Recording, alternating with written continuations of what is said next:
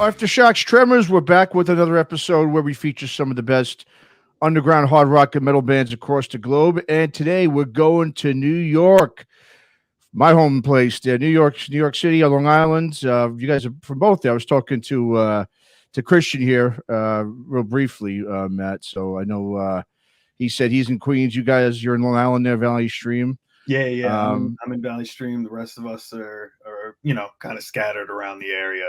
But yeah, okay. we're Long Island boys at home. Awesome. Yeah, I'm born and raised in Queens Village, so nice. Not too far from Valley Stream over there. But anyway, yeah, right on the border. Right there, exactly. Absolutely. So, but anyway, from Metal Upstarts, Patterns of Decay, we've got vocalist Christian and guitarist Matt with us. What's going on, guys? Thanks for coming on. Appreciate it. Thanks for having us, man. Awesome, man. Well, let's get right into it, man. You guys just released your self-titled sophomore release. First in music from you guys in 4 years. So I think for your fans, I think would agree that it was definitely worth the wait, man, because this is one hell of a release you guys put out, man. A straight up banger from start to finish. Thanks so much.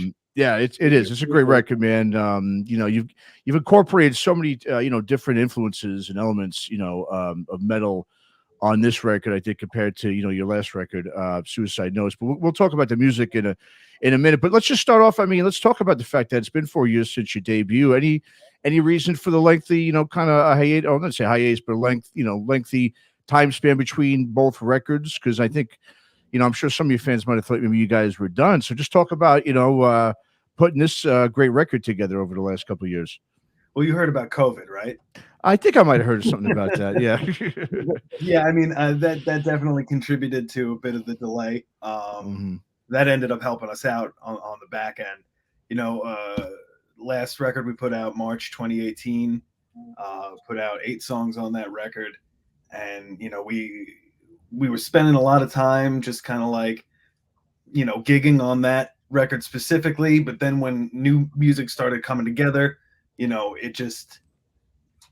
was a really gradual process, Mm-hmm.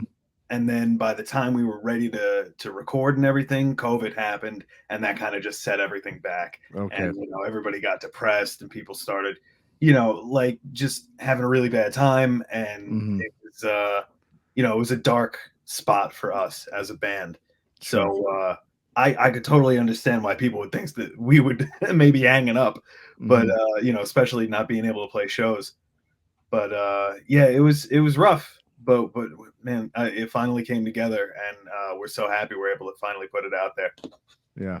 Yeah, the extra time definitely did help in the long run. It was unexpected, but I think, some things happen for a reason, and it was a good reason to happen. We had so much. We got included a whole bunch more songs that we were never going to have on that if we were going to go record. Oh, really? Originally planned. Okay, very cool. Yeah. Well, and what's impressive, just about you guys' sound, man, it's just really the blend of all these different styles of metal that are just in the songs. I mean, it's different than, the last record, Suicide Notes, which I thought was, mostly just a kind of a straight up, metalcore type of sound, sounding record. But this record's completely different. You've obviously got the deathcore and metalcore bass with the polyrhythmic patterns, drum patterns, but there's definitely, you got technical death metal, in there. You got thrash, you got hardcore.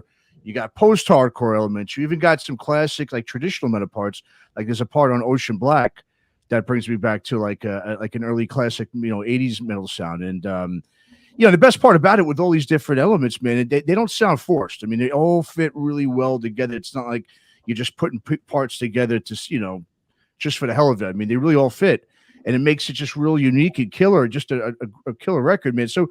I mean, talk about, the release and what you guys were aiming to do differently musically compared to the first record on this one. I mean, we were definitely looking to push ourselves further than we've ever gone before.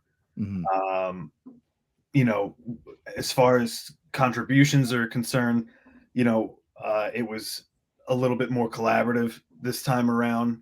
And we were really able to play off each other's strengths in certain situations. I would come in with a song, and then, the other guitarist, Dan, he would put some really cool leads over it that just, that we complemented each other really nice on this release. And, Christian and Tony really, gave their all as well. And everybody really came together. Jesse fucking shines through on the solo bass track we have. So everybody's really putting the best of themselves into this. Yeah, fantastic. Well, just a quick question: what do you guys refer to yourself as when people ask you what do you play? What would you tell your the music metal listeners out there of what your style is? So we have like two kind of inside jokes about this. One is that we're genre fluid. Okay. Really, we kind of have a hard time kind of nailing it down ourselves. The other is that we're not technical death metal; we're technically death metal. So, okay. Yeah. We like that. we just want to play metal, want to play some mean riffs, and want to have people think and maybe feel a little bit along the way. Sure. Yeah, we definitely wanted to have. I mean, I feel like this album was, we have so many guys in this band with so many different influences musically. When we were like, we felt like kind of pigeonholed in like the metalcore, genre, especially with like the last release and everything. And we wanted to kind of show that we do love metalcore, but we got so much more influence and things that we like to play. And it's not like we're writing things just to stick in a certain genre. We like to write things that we actually enjoy and just sound great to us. And if people dig it, they dig it. And I'm liking where this new album went, especially, music wise, and really branching us out more. Yeah, no doubt. I mean, like I said, there's just so much in there for everybody, and like like I said, we'll continue to talk about some of the music, but let's talk about vocally, Christian. I mean, it's it's a more diverse record as well on this record. I think the mix is fantastic. How the vocals are really, I think, more out in front of the music than they were on the last record. So I mean, Christian, how do you go about and know also because there's also different types of vocals throughout the whole all the songs as well. I mean, obviously you get the death parts, you've got some of the sort of Keith Buckley-esque type of vocals. You got the melodic vocals. I mean, how do you know when to add those different parts, especially with those melodic style vocals? I mean, that you occasionally bring out, like a song like, for instance, House of Rooms. How do you know when you want to incorporate each different type of vocal style in the songs? Oh, well, I mean, I would say that I usually get the full for 90% of the songs. I'll get like the skeleton of the song of everything going on, and I'll listen through it a million times obsessively, and then I'll figure out what kind of parts I want in which spots of what will complement the riffs or the drums or like the change in pace. And for me, I've always, when I listen to bands and my favorite type of music, I like the bands that even when it's like not necessarily a big change, it's a nice subtle change. They know that this part's coming on. So if you're going at like this type of scream, it could really make for a nice contrast or maybe like a deeper feel. If at this moment you go into a deeper scream, it's all playing around with ideas and what kind of sounds best after it's all laid out. And then obviously tweaks and turns. And then, it's, I don't know. I really just try and go with what like my gut or my instinct tells me of what's going to sound best for that. Got it. No, absolutely. Well, yeah. Let's talk about some of the tracks. Let's start with the first single, Chrysalis. I think it's a great choice as a first single. It really showcases obviously all the different musical influences and elements that you find throughout the record. Like I said, there's so many different angles of metals on this song in particular. I mean, you could probably have written 2 to 3 songs with all the different changes and parts in this song. I mean, it really could have. It's just you could have taken 2 parts here, 2 parts there, and made them all separate songs. I mean, there's so much substance in this and that song particularly. I mean, talk about Chrysalis a little bit, and why did you guys decide to go with that as the first single? Actually, I mean, we went with House of Doors was the one we released first. We released. Oh, that was the first. Okay. Yeah. Got it. Okay. That one, I mean, to answer that question for that song, we just felt was like the most, not necessarily the most accessible, although I definitely think it is. I do think it would be the easiest introduction to Patterns of Decay that we could have, offered. But we wanted to follow up with Chrysalis specifically because it's kind of on the opposite side of that song. It's a little less radio friendly. It's a little faster, a little bit more intense. You know, it might be even heavier lyrically. But, you know, we just wanted something that right out of the gate just went boom, you know, and yeah. And, you know, right after the little drum intro on that song, it just gets going with the shredding. And we just thought people would really dig that. Sure. You know, yeah. Well, and also with Chrysalis, I know it's got a very strong message lyrically. I guess I mean I'm assuming Christian, maybe you if you wrote the lyrics, that talk about what that song represents lyrically. This whole album pretty much is just a very, darker side of, I guess, your emotions personally. You know, some people might think that like when I'm saying, like especially in Chrysalis, would be directed at somebody else, not, but it's really more of an internal conversation you're having with yourself in a very, dark place where, you question how you feel about things, your lack of feeling about things, just going into your own deep depression and keeping to yourself and blocking out everything. And all the words are spoken between, I guess, I put myself as a placeholder, and then you could say it as some kind of negative force that is constantly, telling you, these bad things and telling you to stay where you're at. And it's basically trying to, it's an introspective look into just anxiety and depression and trying to, it doesn't necessarily have a happy ending. It's just, just an emotional state. Yeah. Totally.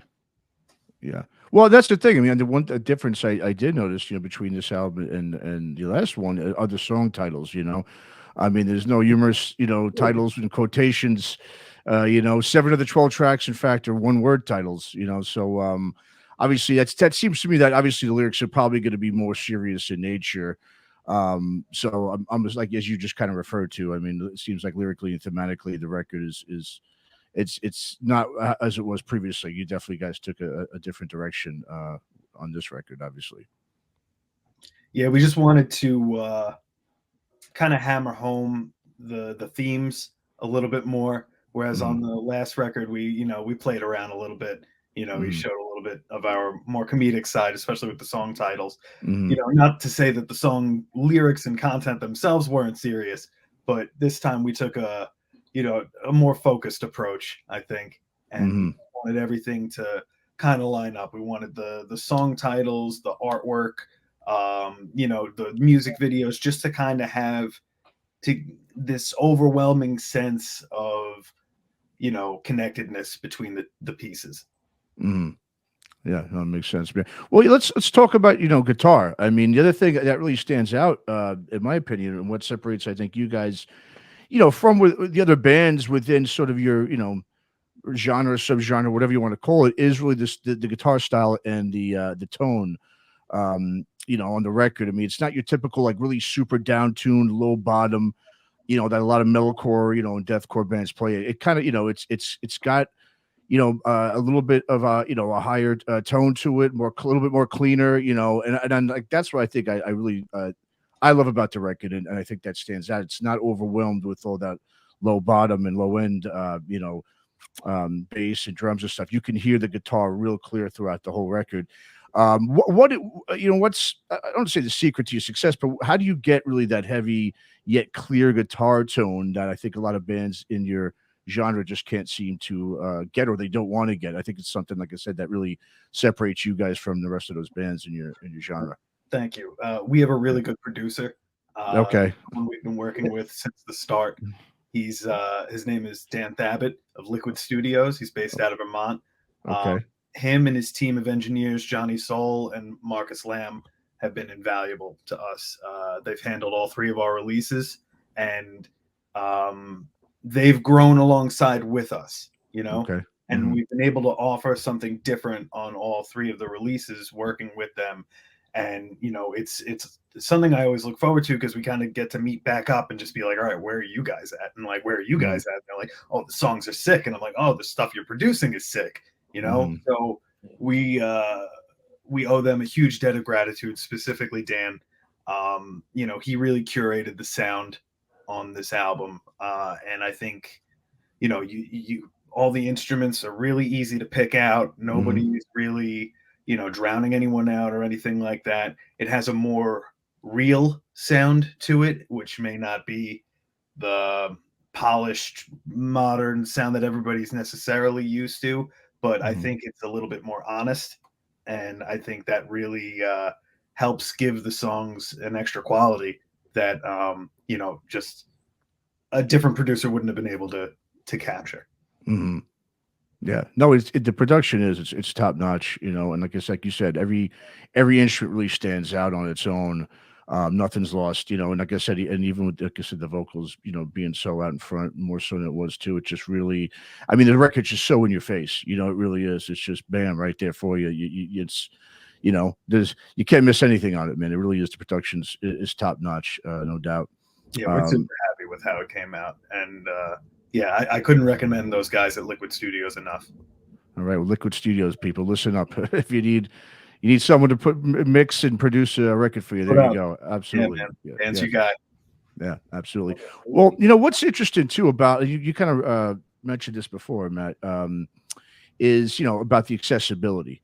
You know, like a song like Chrysalis, or just really the record in general. I mean, you know, you obviously got your, you know, your bass sound, that sort of deathcore, metalcore bass, but there's, like I said, there's a lot of melody in your sound. So I think at times it almost has, some of these songs sometimes almost have this little itsy bitsy of maybe, I don't want to really call it pop, but it's like a softer element, yeah, you know, that's thrown in there. But, and like I said, I think what that does though, for a lot of metal fans who typically, you know, maybe might not listen to this style of music, I think having those elements really, it does make it accessible. You know what I mean? It's like, you know, to say a straight up thrash, a hardcore fan can really get down with this because for some reason, I don't know what it is, but, you know, those little elements that are put in there really sort of just soften up, you know, the sound just enough where it does make it more accessible to more metal fans that, like I said, that normally maybe not would listen to this type of metal.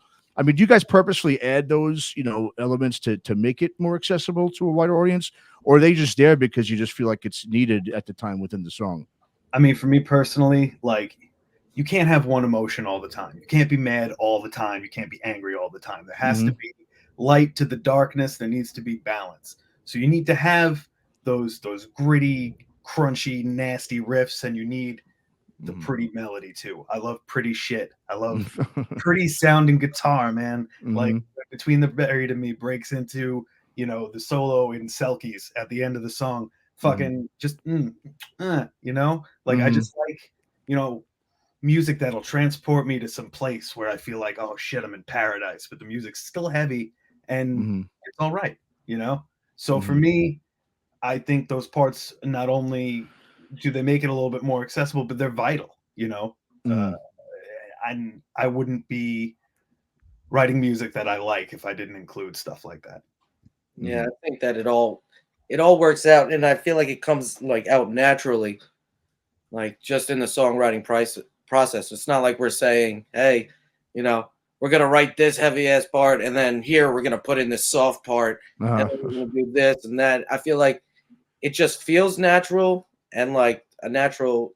I like to think of each song as almost like their own little story, and the way that the music works out, and the way that the lyrics go, and the vocals go with it. I feel like each one of those songs, it's its own little narrative, its own story, where it's like a complete piece. And that way, you know, there are ups and downs. There are, you know, low parts. There are, you know, there's little things that get added that I feel like just actually make it this one whole beautiful piece. And when there's these soft little parts or these open parts, you know, I feel like that's something that really actually sucks you back in. And then when it comes back down to something heavy, it's just like boom in your face. It's like I love the whole contrast of all that stuff. I've always been into that.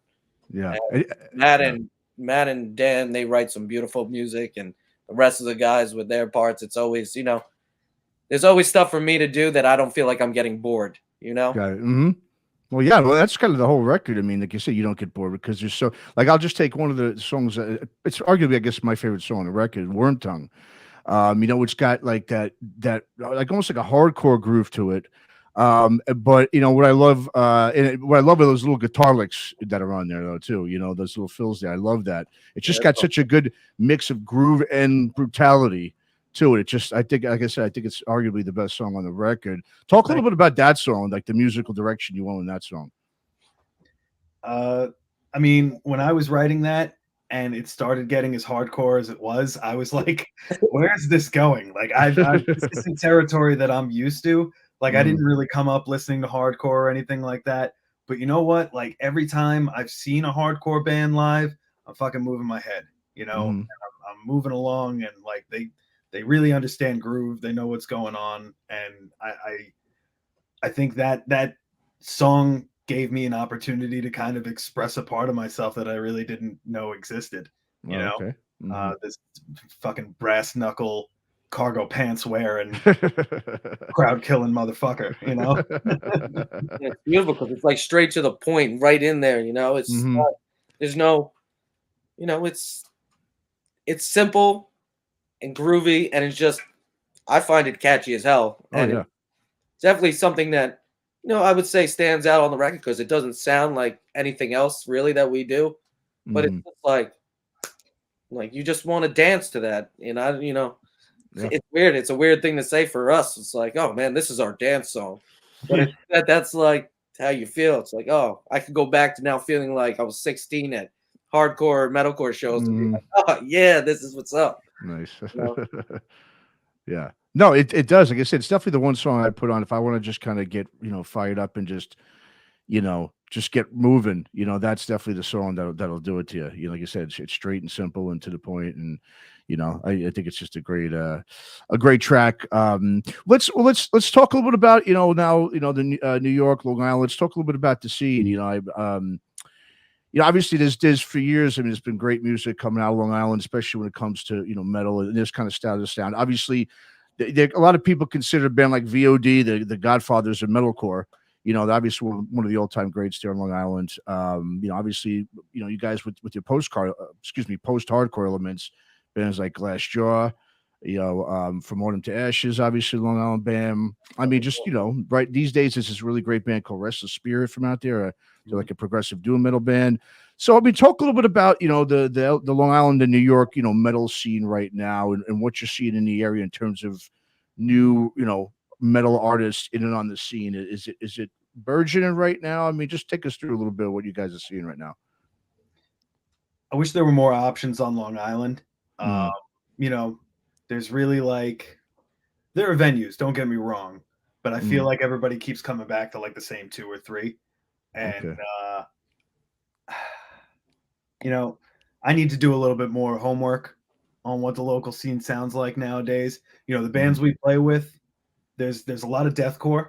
I think that got hot. People really love that shit.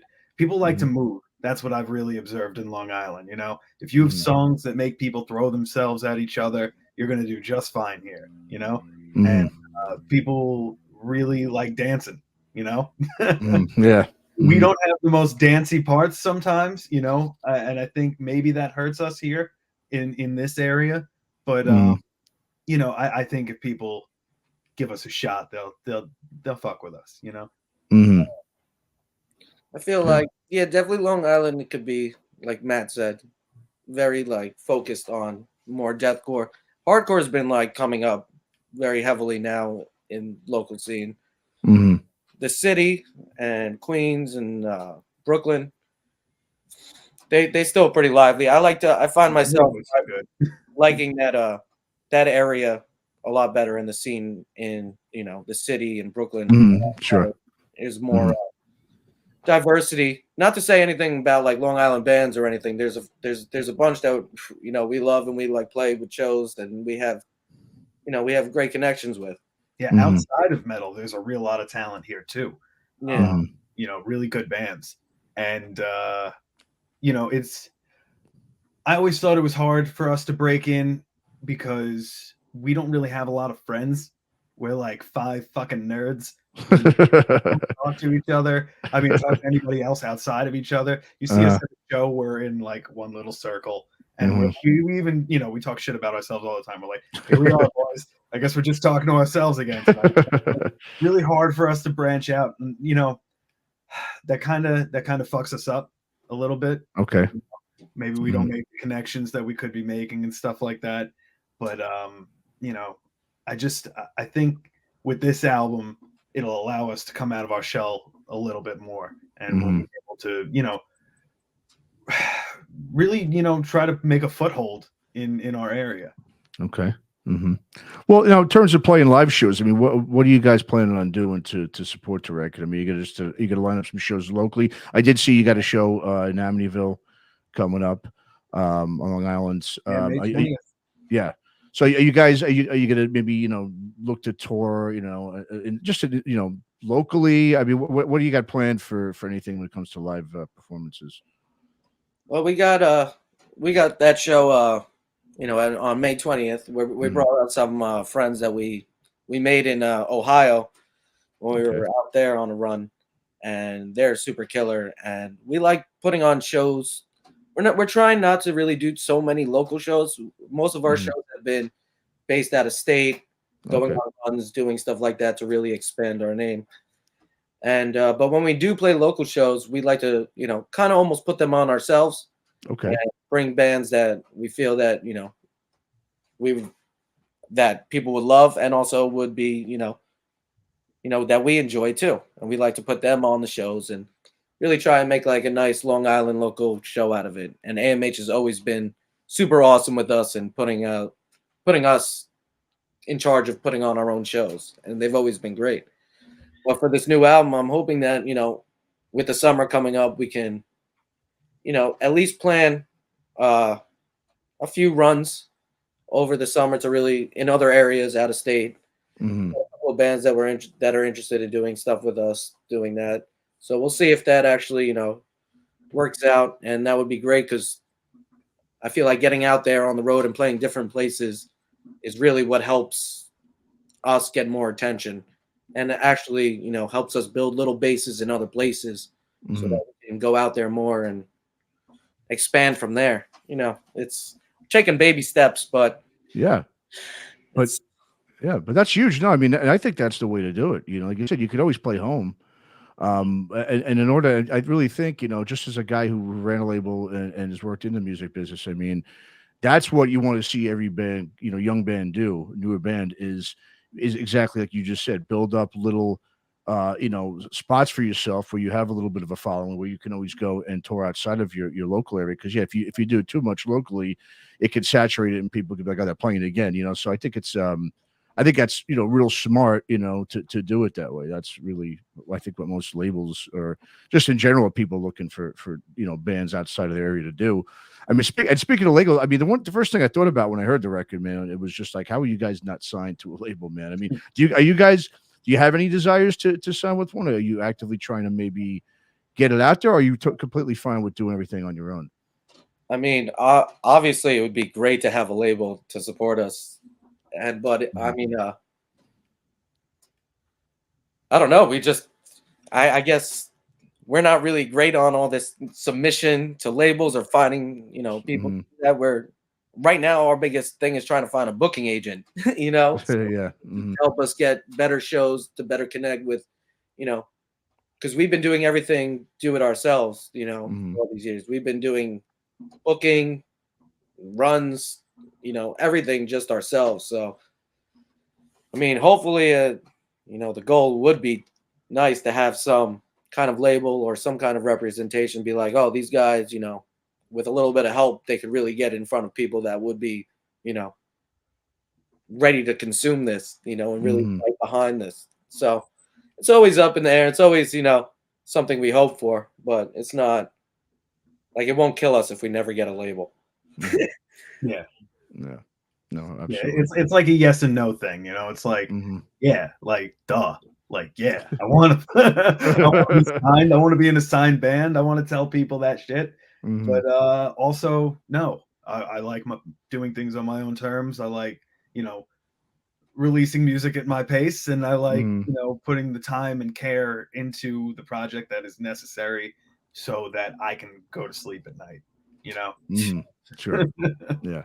No, well, I don't think you're gonna have to do too much pushing your or submitting to labels. I think eventually they're gonna take notice. Especially if you guys are out and you're playing live, they're gonna definitely take notice, and I'm sure you'll be hearing back because this is, like I said, once again, it's a great record, self-titled, sophomore release from Patterns of Decay. And guys, why don't you go ahead and let the listeners know where they can check out your music, check out merchandise and tour dates and all that good stuff, and keep up with the band.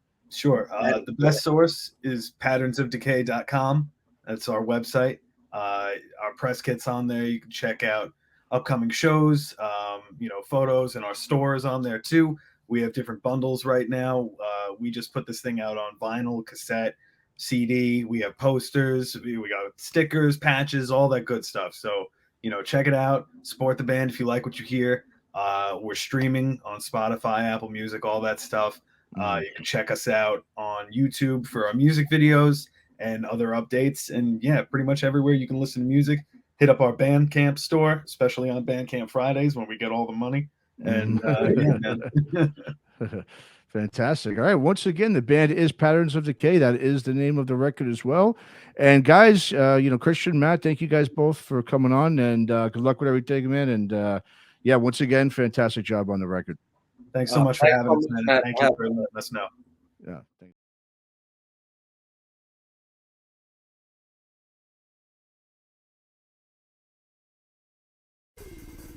When it's time to rock, it's time to tune in to Crash Course Radio.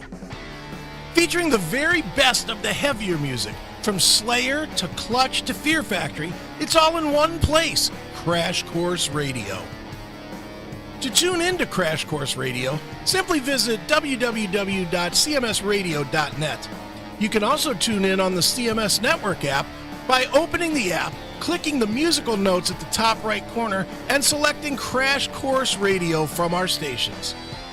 All the best heavy music is there, so you should be too. Ditch the commercial radio and make Crash Course Radio your everyday station.